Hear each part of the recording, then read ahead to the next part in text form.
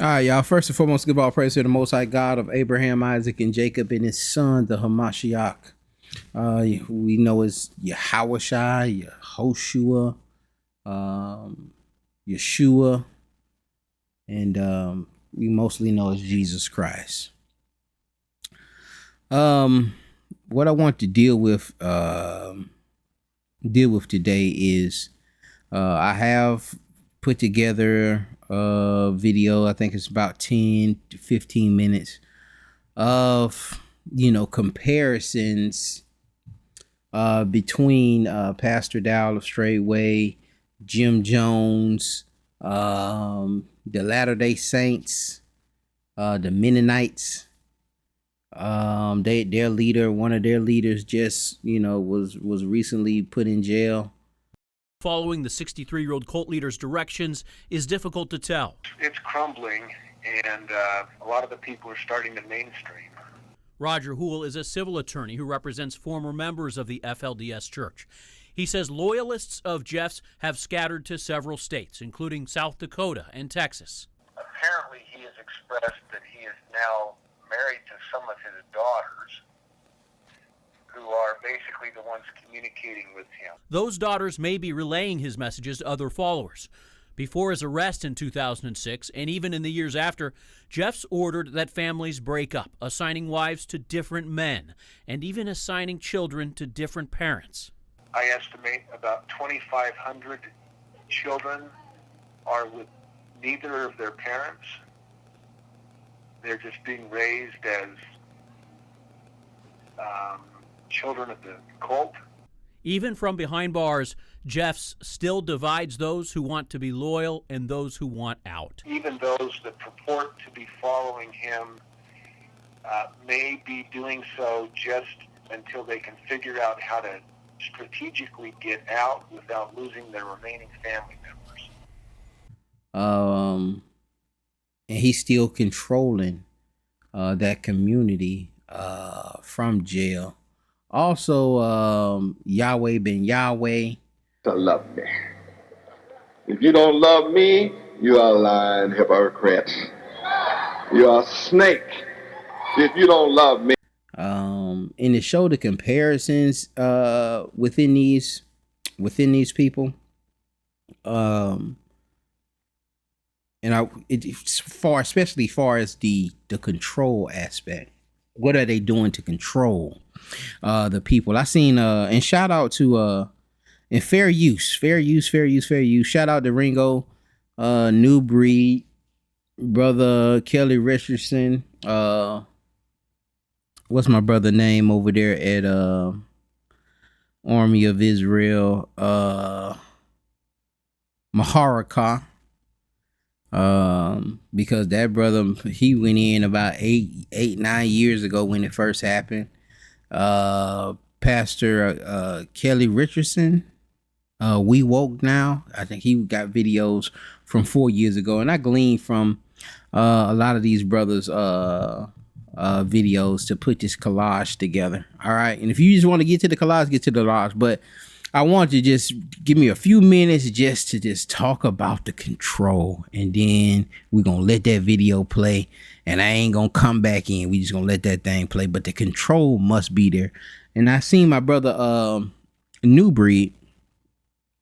He was saying, well, he's finna start him a community. I guess he had some kind of community he started. And when Pastor Dowell is saying, well, where your fruits at? And let me see your community. Let me show, and these folks don't know what it takes to get these communities. They don't know what I go through to get these communities. And he has a point.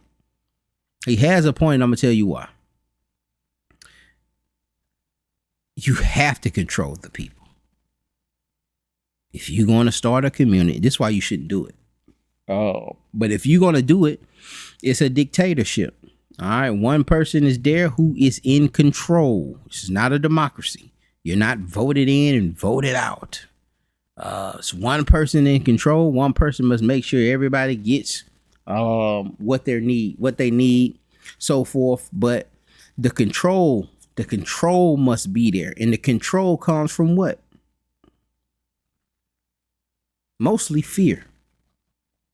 So this person needs to be feared. Whoever's going to be the dictator of that community, he needs to be feared. He needs to be feared. And if you know you're dealing with the Acts 2, Acts 5, dealing with, all these people had everything in common and da da da da da. And then you see the story of Ananias and his wife, and him getting killed by the Holy Spirit on spot when he held back what he sold his house for from Peter. And one thing I haven't seen Dowell says, well, a lot of y'all ain't coming and talking about that part, but you don't talk about the part where it tells you, I think it's verse 12 or 13, where it says nobody else joined them. When they seen Ananias get killed, everybody else was like, I'm straight. They regarded them and reverenced them, also because of the miracles. All right. And that's also another controlling aspect that a lot of cults use, where if you, even in the camps, man, if you get out of this, man, you get out of the truth, you going to hell. If you leave here, you're no longer in the truth and God's going to kill you, or you leave here, Babylon's finna fall and all y'all going to be destroyed. Oh, you see they running out of toilet paper, and they use the scare tactics, the end of days tactics, like they're really truly prepared for that. And they're not. They're not, man. You still going to the grocery store. How self-sufficient are you? You are more self-sufficient than most, but you're still not self-sufficient enough for if this place goes down, you have enough resources to stay in control, because things are different when resources are limited and one has to choose, well, only his kids gonna eat this time. The dynamics change. I forget what that movie was. I think Barack Obama did it. I think it was a Netflix movie, Come Out of Her. I think it was something like that, or Come Out of the World. And he had these rich neighbors, and one of the neighbors had a bunker and he had it set up, boom, boom, boom, radio signal lines and all this stuff, they were set up for it. And then you had the other individual who he was his neighbor, and they were cool the whole time, but once them resources got limited, it was guns drawn. The same people you going out there training could turn on you and throw you out because there is no law protecting you. See, the law is also protecting Pastor Dowell. That's why but when you go into a land of lawlessness, you may not have that control unless you really have put some fear into these people. And, spiritually, the Father does the same thing. How many times have they put that, you see that in the text, man? Fear the Lord. All right. Fear the Lord. I think we read that all the time in that Deuteronomy 10:12. Let me pull that real quick, because I don't want to mutilate it.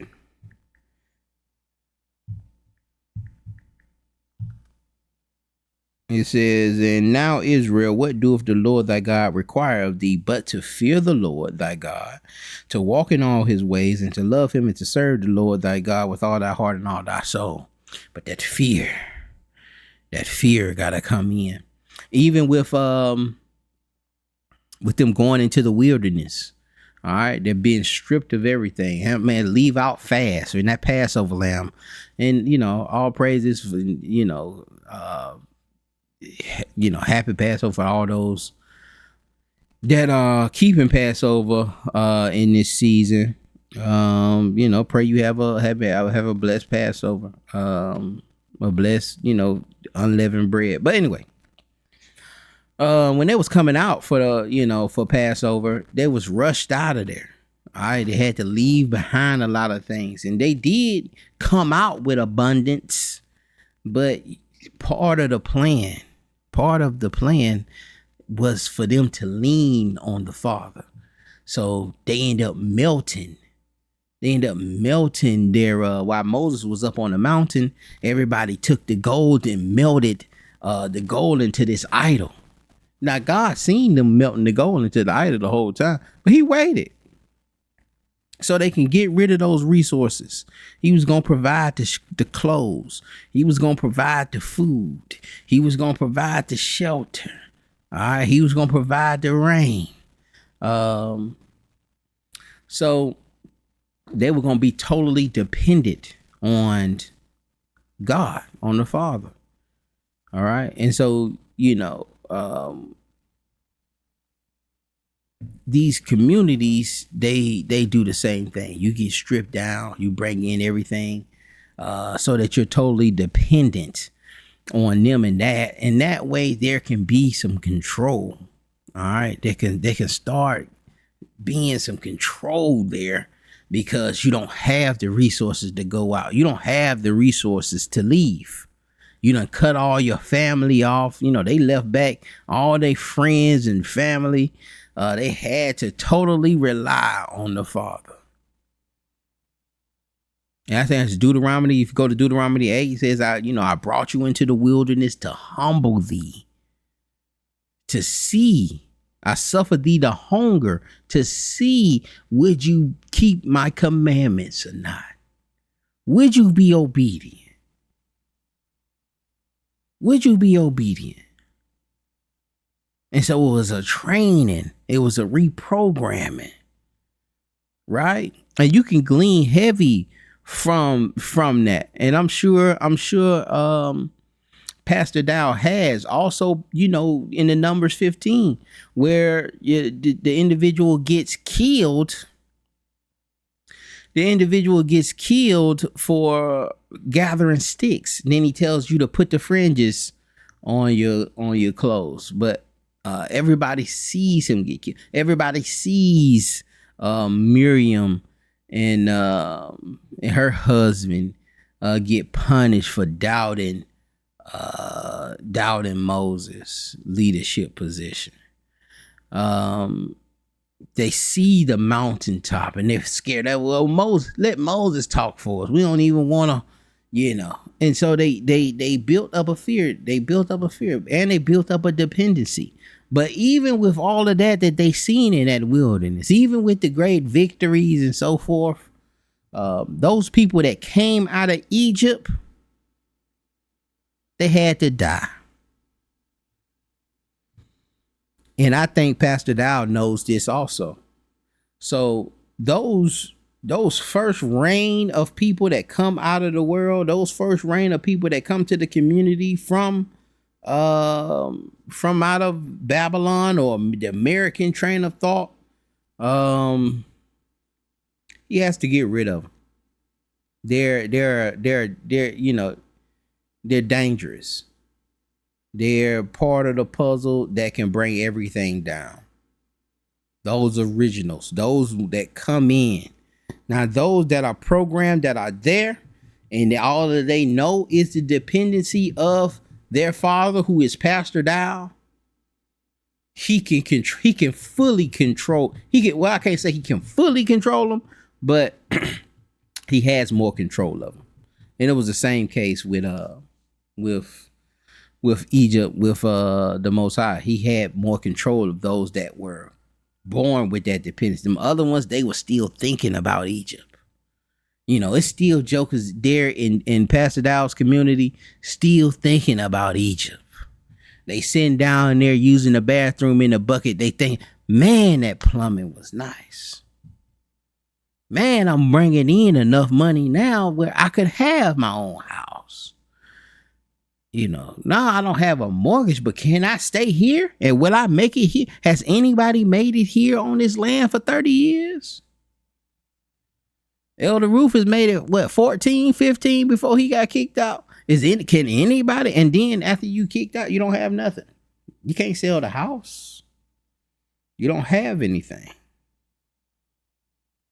But if you want to live in that type of community, that type of environment, the leader has to control the people, and the people are going to be controlled with fear and spiritual miracles, etc. All right. And resources. All right. You have to control them. And if you don't control them, anything that anybody does, it comes back to him. If somebody like that would happen with that Sports Illustrated thing, I don't think it happened on his on the main location. It happened outside. But it comes back on him. He's responsible for that. All right. Everything comes back on him. So if you're not an individual that's controlling, then you don't need to start no community. You're gonna get ran over. You're gonna get abused. All right. I can even use myself personally. When we were starting our ministry, the Prince of Power, I was just passing out flyers. Long story short, we built up to about 12. I was like, hey man, it's 12 of us. Let's all just put in $100 a month. We can get us a place where people can, come and we can do services and so forth, so forth. Yeah, man. Yeah, man. Let's go and do that. Let's do it, man. And so I did it. Before I received $1, I went, got a spot, put down first month, last month. And then I told him, hey man, it's a spot here. But I checked with everybody. I was like, hey man, y'all think this okay? Yeah. That's good. And then, everybody came through, painted, took pictures. Yeah, man, we up, man. We about to have it. We got us a sanctuary. I didn't receive one payment. And I ended up paying for the school pretty much by myself. Then brothers would say, well, I'm going to teach on Wednesdays. I'm going to teach on Mondays. I'm going to teach on Friday. I said, oh, okay, well, we got classes Monday, Wednesday, Friday. I'm putting it on the door. Now somebody has to be here Monday, Wednesday, Friday at 7:30. Nobody wanted to teach classes. So you have to control the people. Now, me, I wasn't an individual to say, man, call somebody and be like, man, where you at, man? Man, you said you were going to be here at 7:30. Let the people down. Get your butt over here, man, and teach this class. My personality is, man, I'm just going to teach the class. And so now I'm working 2.5, 3 jobs and teaching Monday, Wednesday, Friday. And it just don't work out. All right.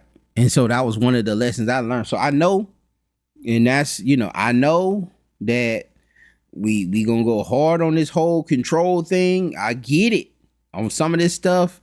And me being, us being a smaller organization, a lot of people who've come from larger organizations have been kicked out of larger organizations, or they left because of abuse and so forth. They've come to these organizations and they said things like, people loving the ranking system. I was like, well, I ain't gonna have no ranking system. We ain't got no rank. We all brothers. We all equal. That's my brother. I don't lord over my brothers, And you're not gonna get much done. If people want to be, I had just mentioned rank one time. Joe was like, well, what you got to do to be a sergeant? You gotta know how to control people. You have to study it. You have to study it. Even a lot of these pastors driving these nice cars and so forth, it's to control the people. They may not even want to be there, but they know jokers ain't gonna listen to nobody that's broke. I gotta control them. And sometimes when you controlling sheep, sometimes you gotta break a sheep legs. I had a brother tell me that one time at the Passover, one of our brothers, and it was powerful. And I'm like, man, boy, you can't, but that was powerful. The joke was like, man, yeah, sometimes they'll take that shepherd's staff, and this is why, and sometimes when the sheep was just totally disobedient all the time, the shepherd would break the sheep leg, and then the sheep would have to stay in the middle of the pack and go where everybody else goes because it's injured. But and then it was, he was like, well, that's why the bones, you don't break the bones in the Passover lamb. You're not supposed to break the bones, anyway, because it's not a disobedient lamb. This is a pure lamb. unblemished. All right, so you shouldn't be whooping on it. But even in that, you have to, even those dogs, when you have those shepherd dogs that control those sheep, sometimes they gotta nip at it. Sometimes they gotta to get that sheep to come back in there.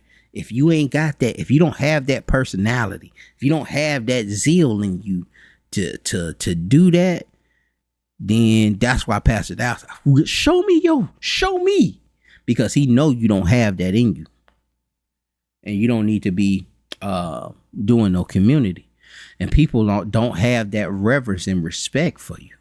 Can you hold that respect? Initially, we were younger. I was one of the oldest once, but after once we got to school, man, it was 12 of us. It dropped down to about 5-6 of us, because people weren't willing to go that far. Like Joe was like, oh man, you really serious, man? I ain't really trying to do all of that. But I done rambled enough, y'all. I'm gonna let this video play. I'm sorry, y'all. I even rambled that long, but let's let this video play here, and I hope y'all enjoy this thing. And we'll see y'all on the next one. Make sure y'all like, sub, and subscribe. Fair use, fair use, fair use.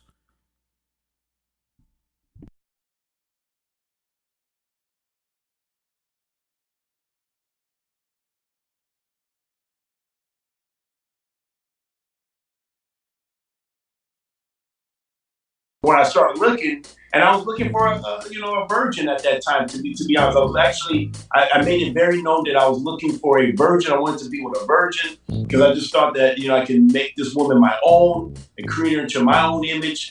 Knowing our ministry, how we about polygyny. Now everybody knows that my goal is to have 94 children. If you don't know that, now you know. This is this. How many people came to the wedding of your family? Zero. Wow. But you're wrong. But listen to this. She goes on her master, she's my property. This week I was privileged to receive the marriage certificate of my daughter. And so when you read the stipulations of the diary or the marriage certificate, you'll come across a section where it talks about the diary received for her. And it was, I think, 125 pieces of gold, and they specify cassette money, $6,000, as well as an SUV vehicle, which was stipulated in the marriage certificate.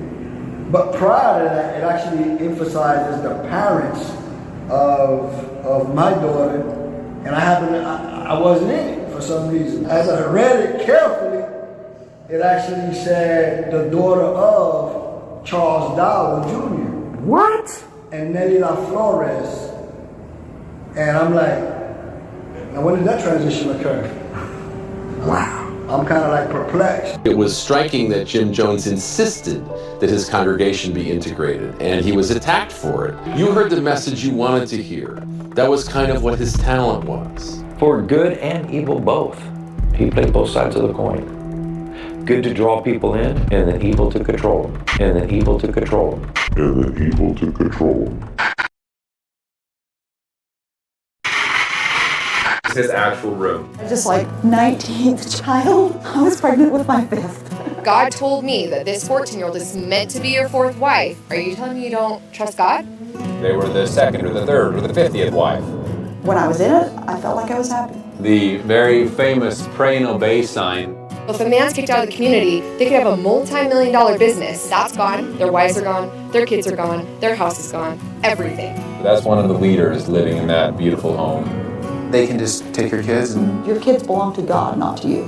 I look back now and think, I can't believe I lived in that.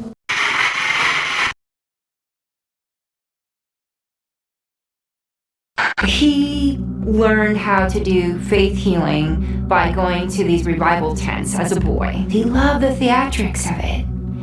And he was able to convince a lot of these unsavvy people that he had this godlike ability to heal them. You're the best reader. I said, you know. But you ain't the best reader. Okay, that's a big deal. It's important that you receive. That's right. The Bible says if you receive a prophet's reward, receive a righteous man, receive a righteous man reward. Isn't that right?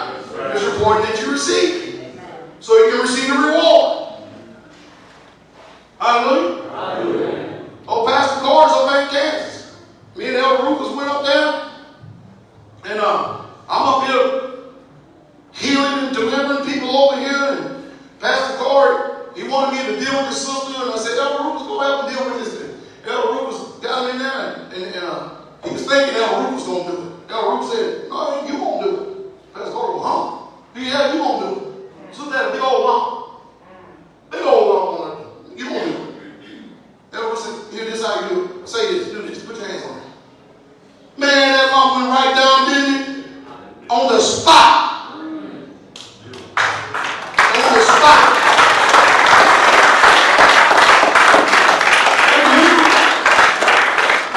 How long has it been since I ordained Pastor Corey? 2014. Pastor Corey came to me and said, Pastor Dowell, I would like to have a double portion of your anointing. I didn't get spiritual, say, if you see me go up, I'm behind you. That was a lie to his story. I said, all right, Pastor, here, come here, lay hands on him. And that man, is he not powerful?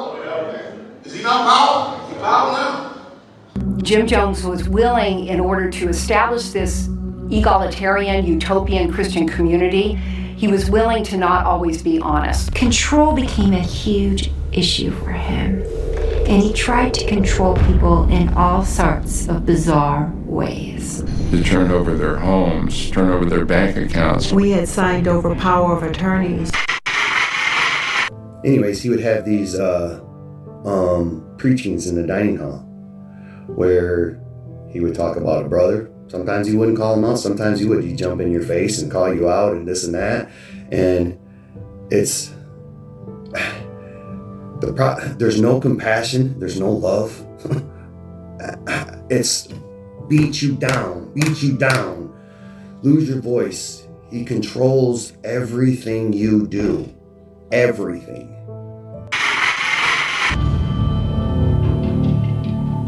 You didn't have any free time.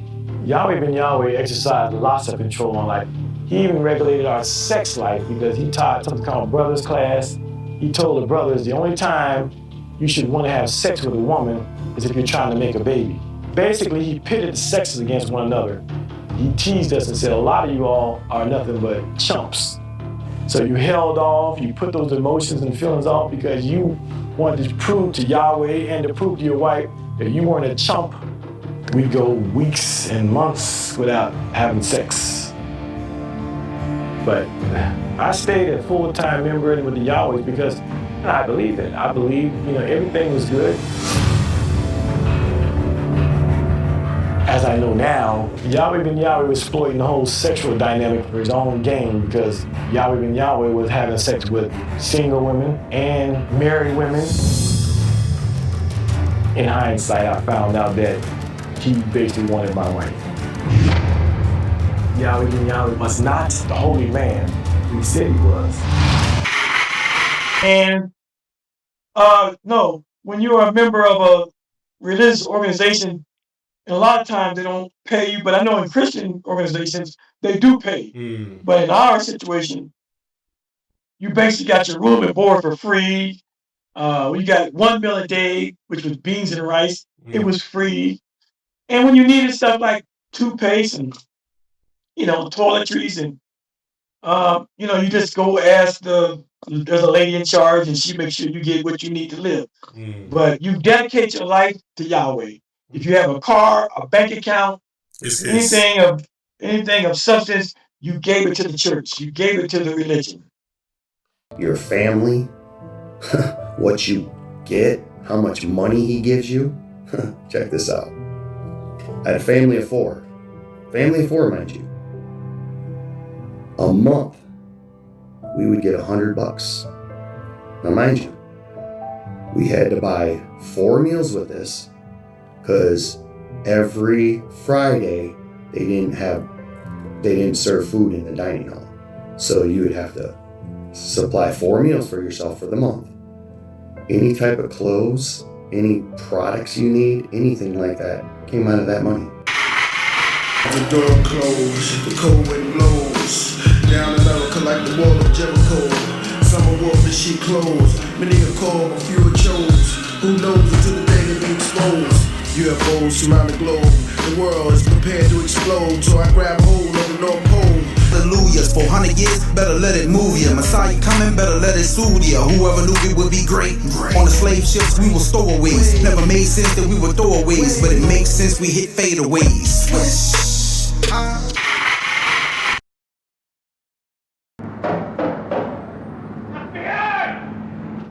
In the pre-dawn darkness, SWAT teams moved in before any of the Yahwehs were even awake. Police ringed the massive Temple of Love in Liberty City as another SWAT team went through the front door. The Yahweh's leader, who claims to be the son of God, Yahweh ben Yahweh, was arrested in New Orleans, giving up without a struggle. In all, 13 group members and former members were charged. Yahweh members who all used the last name Israel describe what happened.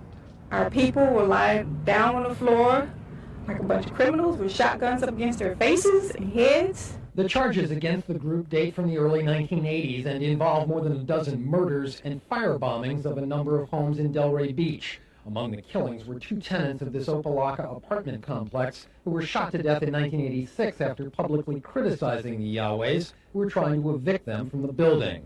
This former Yahweh, Robert Rogier, was convicted of those 2 killings and is now cooperating with authorities. He's expected to be the chief witness against the Yahwehs. Rogier himself is expected to detail killings allegedly ordered by Yahweh ben Yahweh himself. The identification or orders to go out to and find an individual and murder him and bring back a body part, usually an ear, to demonstrate that that had been done. In recent years, the Yahwehs have won plaudits for their efforts to revitalize Miami businesses and neighborhoods. Mayor Xavier Suarez even appeared with Yahweh ben Yahweh at the opening of a Yahweh supermarket. Yahweh ben Yahweh's attorney Ellis Rubin calls today's arrests persecution. They decided that the election was over a few hours, so it's time for another grandstand play by Mr. Laitman. And so the FBI swooped in the middle of the night like they were common criminals. To love me. If you don't love me, you are lying hypocrite. You are a snake if you don't love me. Also, I don't know if it's rumors, but I read somewhere as well that he was taking some of the members' wives. Oh yeah. He took my wife. I mean, I had a wife when I went down there. Me and my wife joined together. But again, while I was in there, I didn't know what was going on. You don't know. Even though I was a full-time member, I lived in the same compound, the same temple as he. And there would be times that I would be on guard duty at 1 or 2 or 3 o'clock in the morning. And every now and then we do like a rounds around. We walk through the aisles of the temple, down the aisles where the bedrooms were.